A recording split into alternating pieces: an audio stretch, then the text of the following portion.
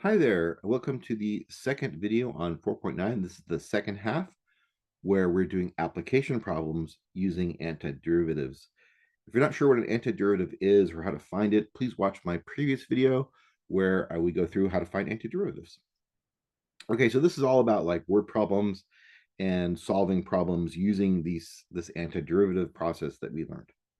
So let's go through a few examples. A lot of them are motion, but not all of them. So I'll show you some motion ones. I'll show you one that's not motion.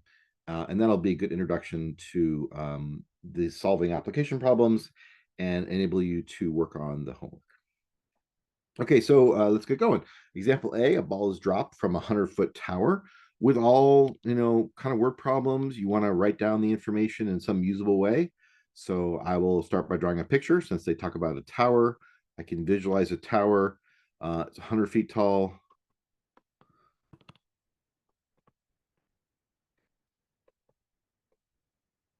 We've got a ball that's dropped from the tower. Assume that gravity is the only force pulling the ball towards the ground. There's no wind. The ball is dropped, not thrown. Given that on Earth the acceleration is 32 feet per second squared, 32 feet per second is really how it is, but oftentimes I write that as 32 feet per second squared. So we know that the gravity,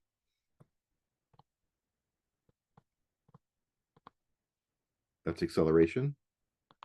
Acceleration of gravity is 32 feet per second, or 32 feet per second squared. The question is, how long does it take the ball to hit the ground? So when does ball hit the ground? Now, I do need to math this up a little bit. I need this question using calculus, like using variables and stuff, not just in words. But we don't have any variables yet, so let's start inventing some variables. All right, so we normally think of like the ground being down here. So this is where I'm going to put 0, and I can use whatever variable I want. Even though we're talking about a vertical distance, I'm just going to call this vertical distance x. So this is my x-axis. I guess I should call it my y-axis, but I like x's. So if you don't mind, I'm going to call it my x-axis. This is just the ground down here, which we don't really care about. This is where x equals 0 at the very, very bottom. And this is where x equals 100 at the very, very top. That means that I've gone 100 in the x direction. And I know the ball is going down, so it starts at 100. So at time 0, I know my x value is 100. So I know that when t equals 0, we have the height is equal to 100. We know that it gets down to 0 at some time. We don't know that time. So that's kind of my question, right? At what time does the position of the ball, the height of the ball, become 0? All right, so we do know that x is equal to the height of the ball, and that's in feet. And we know t is time. And since we're using seconds in this problem, we'll say time in seconds. And in order for us to do this problem, we need to use the 32 somehow. The 32 says the acceleration due to gravity. So a key word here is acceleration. So we know we're given the acceleration is equal to 32. So what is acceleration? Acceleration is how fast the velocity changes. So this is the change in velocity over the change in time is 32. Also, because zero's at the bottom, and the ball is going down, right? We should be thinking about the fact that, we have a direction here, right? So what is happening to the velocity? Well, the velocity is very small. It's 0 actually, because it was dropped. And as it goes down, right, it gets closer and closer to the ground, but the velocity is getting more and more negative, right? It's getting bigger and bigger negative numbers. It starts with 0, then it's going down a bit, it's going more down, right? So this should be a negative 32. Gravity, we're always going to have a negative acceleration for gravity because things go down to the ground. By the way, velocity is just the derivative of distance, right? So velocity is like feet per second. So this is the same thing as saying that the derivative of x is equal to negative 32. And of course, this looks really confusing. The derivative of dx dt with respect to t is negative 32. So we don't write it that way because it's just too confusing. We write it as the second derivative, right? dx is d squared x. And then dt dt is dt squared. That's why we have a d squared x and a dt squared. So, and that's a negative 32. So knowing that the acceleration is 32 tells us the second derivative of our distance, our x, is negative 32. And that's a second derivative equation. And we can use antiderivatives to find out the original function, the x function, the distance function. All right, we are given some more information. We are given that the ball is dropped from 100-foot tower. The 100-foot means that at time equals 0, the x value is 100. And I alluded to this before, but the fact that it's dropped doesn't mean it was thrown down. It means we're starting with a velocity of 0, right? So this tells us that when time equals 0, the velocity, which is dx dt, is equal to 0. So I find one of the trickier things about these word problems is just being able to translate a lot of the words into math. So at time 0, it's at the top of a 100-foot tower, means when t equals 0, x equals 100. The ball is dropped, means that t equals 0, the velocity is equal to 0, right? If the ball is thrown downward, then it would give us an initial velocity of whatever it's thrown downward with. All right, so now that we have all this information translated into formulas, we have this second derivative equation. We have some information about the first derivative. We have some information about the function, when we have a question. That's all we need to solve this problem. All right, so how do we do this? Well, we start with our derivative equation.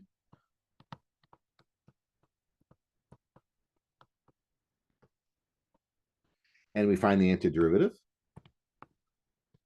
Find the antiderivative of d squared x dt squared would just be dx dt. The antiderivative of negative 32 is negative 32. Whoops. I said dx dt, but I wrote dx dx. Let me change it to a t. Since t is our input variable, this is not 32x, it's 32t. This is one of the reasons why I wanted to kind of choose a different variable, just to remind you that our input variable is always at the bottom. So dt is the variable. So the antiderivative of 32 is not 32x, it's 32t, since there's a dt at the bottom here. That's our variable with respect to. We do have to remember to add the plus c in here because the derivative of any plus c is 0. So we do have that general antiderivative. So that's our derivative formula. And we can go backwards to find the original function just by doing another antiderivative. You could do this. I recommend maybe using some of the information first. We do have this information that when t equals 0, the velocity is equal to 0.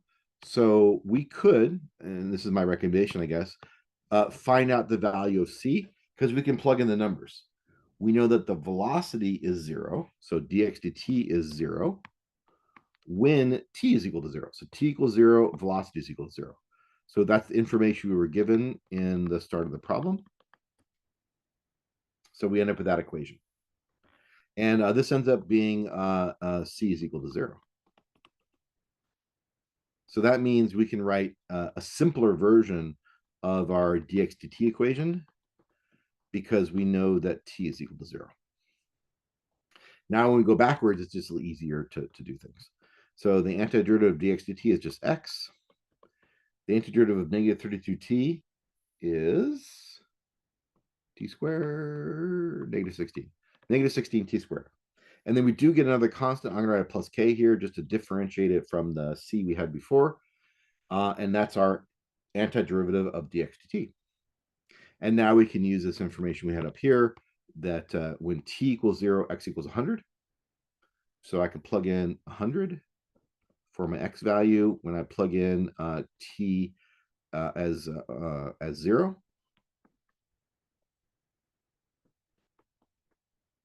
And I can solve for k. K is equal to 100. So now I know my equation, particular equation, because I can plug in the k equals 100. So let me just go up here to give myself some space. So x equals negative 16 t squared plus 100 is the solution I got from doing the antiderivative a couple times and plugging in all those numbers. Great. So we do actually need to answer the question that we were asked. And the question we were asked is this one here. T equals what? How long does it take for the x value for the distance to be 0, where the ground is, right? When we said 0 is the ground, and we're trying to find the time it takes to go from up here down to the ground. So we're trying to find the time it takes for x to be 0. Well, we just use our algebra again. So we're looking for the x value being 0 and what the time is equal to. So we don't know the t value. But now, of course, we can solve this equation because we only have one variable. So I'll move things around a little bit, do some division, do some square rooting.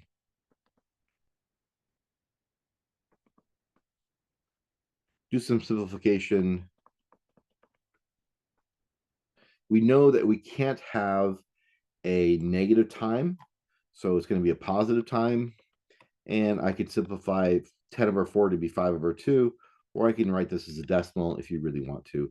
That's the number of seconds that it would take for our ball dropped from this 100-foot tower to hit the ground, just like that. So we used calculus, antiderivatives specifically to solve this problem about this ball being dropped, about how long it would take for it to hit the ground. Now, each of these word problems is going to be slightly different because, they're going to give you different information. But each time you'd be writing down some sort of derivative equation using an antiderivative to find the parent of the original function, plug in a bunch of numbers to figure out what's going on. Again, you're going to have to practice a little bit because being able to translate everything from the English into the math just takes a little practice. Right? And we have videos and stuff to help that too, and I will help it too. All right, I'm going to show you a couple more examples, and that'll be it for the video today. Nothing really in addition. One of the examples I'm going to be showing you isn't about motion, so just to see an example of how it's not always, distance, velocity, and acceleration. My second example is actually a distance problem, but it's like a horizontal instead of a vertical distance. This one is example B. So let me read it out loud before I show you the solution. A car's specifications say that it decelerates, in other words, the acceleration of slowing down at 50 feet per second squared, 50 feet per second. When the car applied its brakes, it took 5 seconds for it to come to a stop after traveling a distance of 375 feet. How fast is the car going when it applied its brakes? All right, so we have a little car here. Its acceleration is 50 feet per second. So acceleration is 50. I think you're going to reason that it's a negative because it's slowing down, right? The velocity is getting smaller. And so we got acceleration. When the car applied its brakes, it took 5 seconds for it to come to a stop. So let's put an axis here. I'm going to put it in black. Right? I'm not sure where we want to put the value. I'm going to put x equals 0 over here, I guess. And x equals some number over here. We don't know how far it is away. It comes to a stop after traveling 375 feet. So this is 375. And so it's 375 feet away. So from 375 to 0, it took 5 seconds. So t equals 5. So it took 5 seconds for it to be to x equals 0. So t equals 5. That's a t. After 5 seconds, we know that it went 375 feet. Or I guess t equals 5. The way, I don't know how to write this here.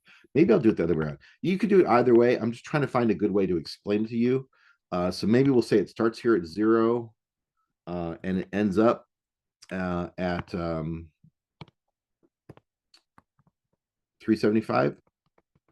You really can solve it any way you want. It's just as long as you write down what it is, it doesn't really matter.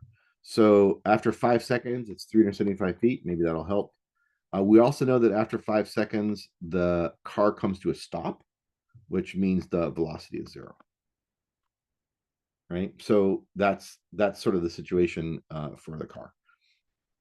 And it did that in 5 seconds. So after 5 seconds, we know the velocity is 0, and we know the total distance traveled is 375 feet. We have a question: how fast was the car going? How fast the car was going? That's a question about its velocity. So the velocity is equal to what? When it first applied its brakes.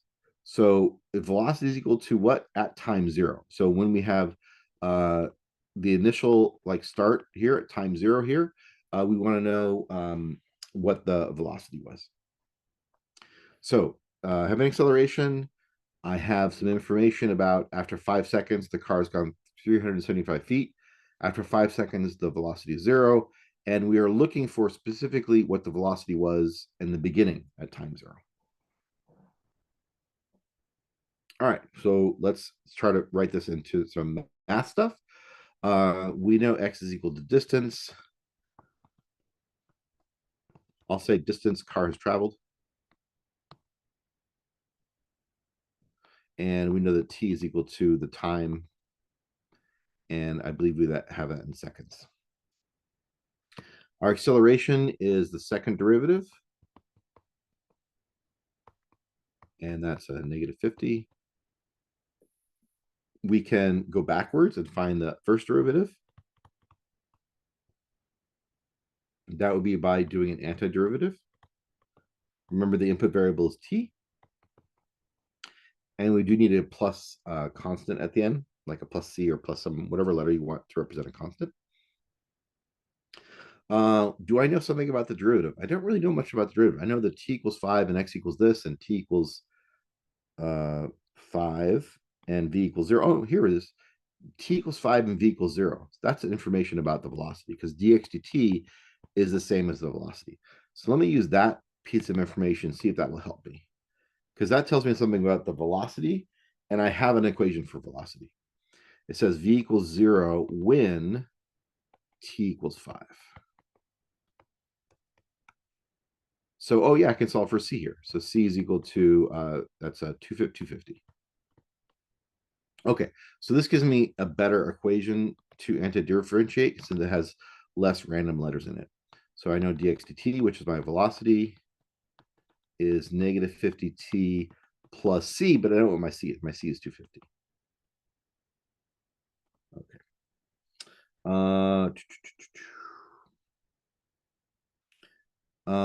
Then I could find my original function, my x.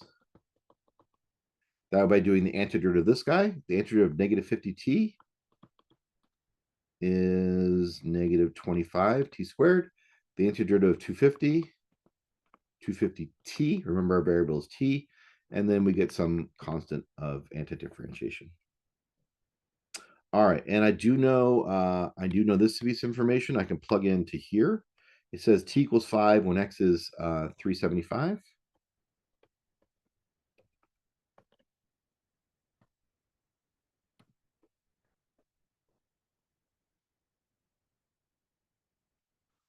And I should be able to solve for k in this equation, since I just have a bunch of numbers and I have a k. Let's see, 25 times 25 is 625. 250 times 5 is 1250. Oops, that's a plus.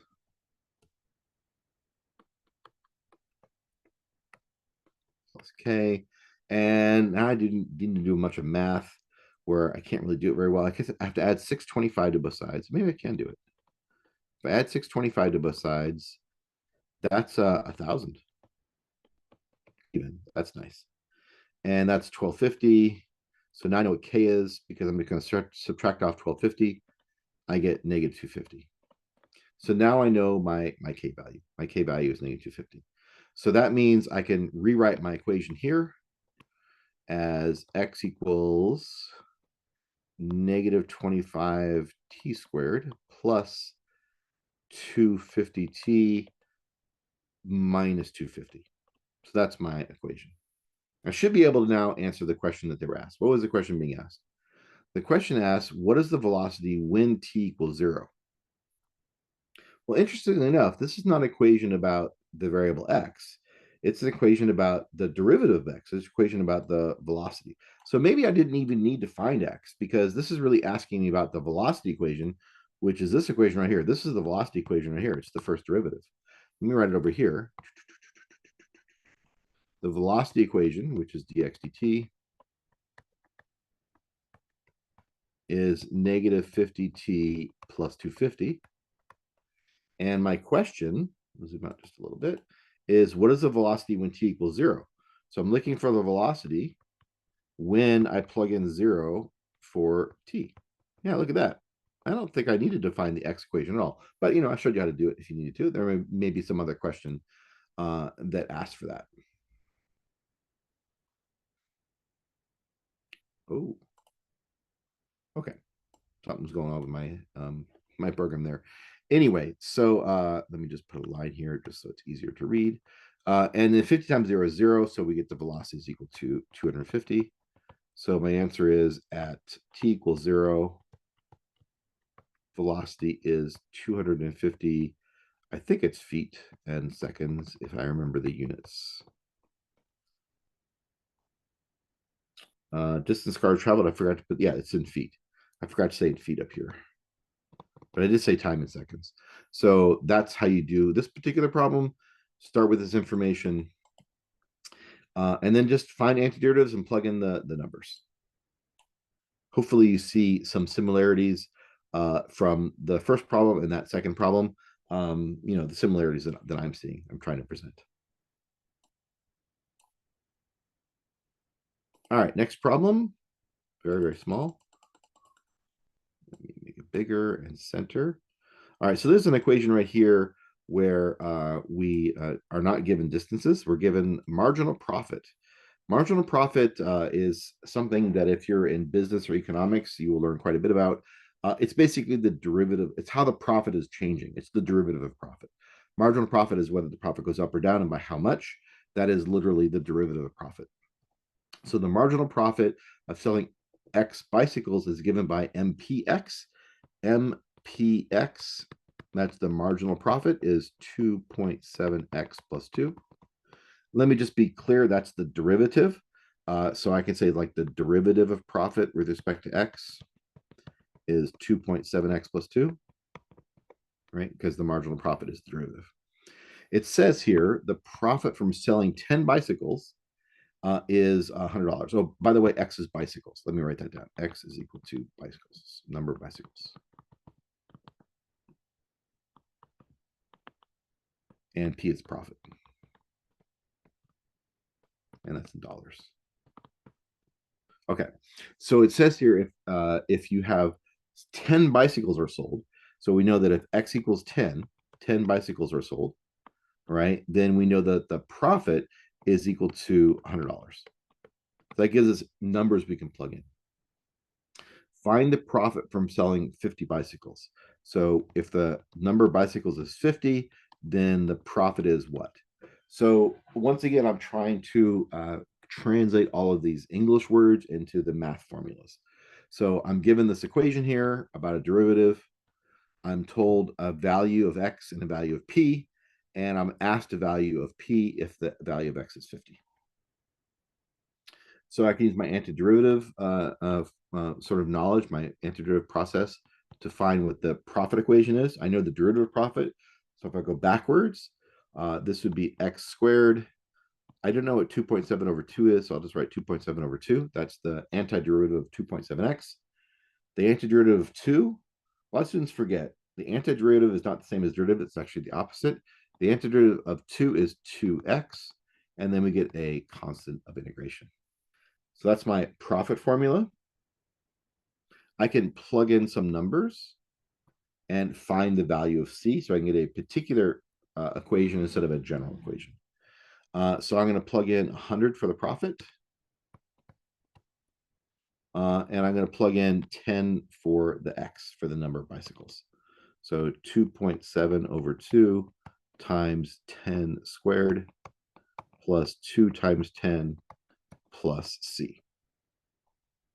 So that's my equation right here that I plugged in. X equals 10 and p equals 100. All right, so I need a little more space here. So I'll go up here. And I just have to solve this equation. So I have 100. 10 squared is 100. So I'm basically moving my decimal place over two spaces. So it's 270 over 2 plus 20 plus c. 270 over 2 is 135 plus 20 is 155. So c is negative 55. I think I did the math right there. You can double check to make sure I didn't make any number mistakes. I think that's right.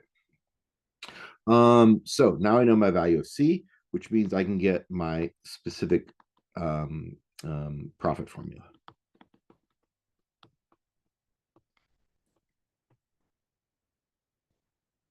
And now that I have my specific profit formula, I can find the answer to my question, which is, what is the value of the profit when x is 50? So the value of the profit when x equals 50, you can do that little thing if you want. That would be 2.7 over 2 times 50 squared plus 2 times 50 minus 55. And I would use a calculator to figure this out. So 2.7 over 2.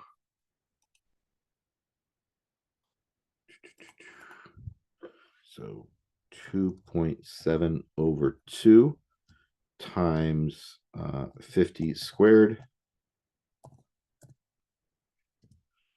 And then it was plus 2 times 50. And then minus 55. So if I remember that correctly, the answer is 3420.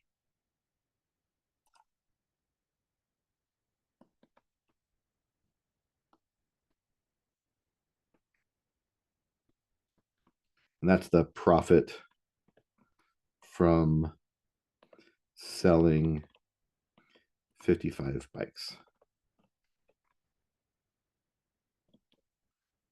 So there's an example of like solving an antiderivative word problem where you're given some other kind of derivative, in this case, the derivative of profit.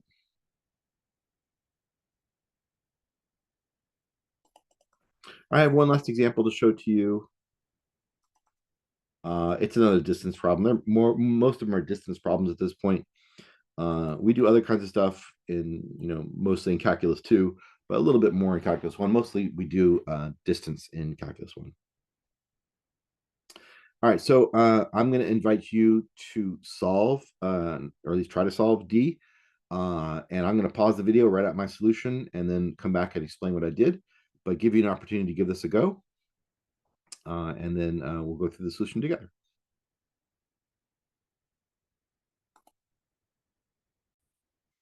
All right, so hopefully you gave that a try. Your solution may be a little bit different than mine, but generally it should follow the same sort of strategy. I took this word problem, I read it very carefully, and I tried to make a picture of this astronaut on the moon on top of a shuttle that's 50 meters above the surface of the moon, and she throws a ball towards the ground. So my little moon picture wasn't doing a lot, so I made it a little bit bigger and less detailed. So here's the ground where the moon is. Our astronaut is up there at a height of 50. I put the ground level at 0, ball's going down. I wrote down t is the time in seconds and x is the distance in meters. So at time equals 0, the distance above the ground is 50. So at t equals 0, I have x equals 50. I know that she throws it downward at a speed of 10 meters per second. So initially at time equals 0, the velocity is negative 10. And I also know that after 4 seconds, it's at ground level, which is at x equals 0. So I know that when t equals 4, x equals 0. So I translated all the stuff into my calculus stuff. The final thing is the question. It says, what is the acceleration? So as opposed to the previous problem where it told us the acceleration, this one is asking us the acceleration. It does tell us that it's a constant, but that's about all it tells us. So I chose capital A as my sort of letter to represent acceleration. And so I'm given that the acceleration is equal to a constant a. So I have the second derivative of displacement is the constant value a. So I have my differential equation, my derivative equation, which is the second derivative is equal to a. And I use my antiderivative to go backwards to find the first derivative, which is the velocity equation.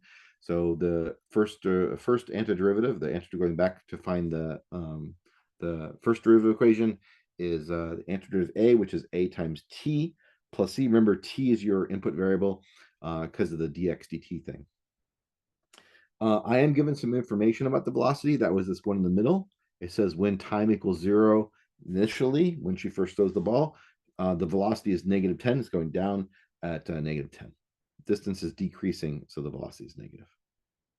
So I plugged in that, and I got a value of c, which is nice so that I can rewrite my velocity equation with not so many random letters in there. I get a -10 instead of a plus c. So once again, I can do my antiderivative and go backwards. The antiderivative of this velocity equation is the displacement equation x. And I did the antiderivative a times t. A is a constant, so it doesn't affect antiderivatives, just like constants when they're being multiplied don't affect derivatives. They don't affect antiderivatives either. So the antiderivative at is a over 2t squared. The antiderivative -10 is -10t. And then I do get a new constant from anti-differentiating for my general antiderivative formula. So I used a k as my new constant. Now I'm given some information about the original function. For example, I'm told that when t equals 0, x equals 50. So I plug that in. Here's my 50 plugged in for x, plugged in 0, and I found the value of k. And so I plugged it in, getting a better version of my x equation with the value of k being 50. Now I'm actually told some additional information about the original equation. That's one down here. I'm told that when t equals 4, x equals 0. You may not be clear how that is used when you're first doing this problem, but you're given information. Why not use it, right? Why just sort of keep it in the background if you know that you can use that information? So I used it. I plugged in x equals 0, and I plugged in t equals 4 into this equation. Now, by doing that, I realized that the only letter I have left is a, which is what I'm looking for, the acceleration. So I plugged in the 4, I did a bunch of math, and I found that a is -10/8, about -1.25, and that's the value of a. That's what we're looking for. That was the acceleration, the -1.25 meters per second, or -1.25 meters per second squared that the physicists tell us because they try to simplify meters per second. All right, well, how'd you do there? That was my solution to this moon problem. Did you get something similar? If you get stuck, did you have an idea based on my solution, what you could do next time? There are some of these kind of problems in the homework, so you can refer back to this solution, or just send an email or jump on Zoom, and we can do a problem together. All right, well, hopefully this was helpful in video, informative video, and hopefully you have an enjoyable day.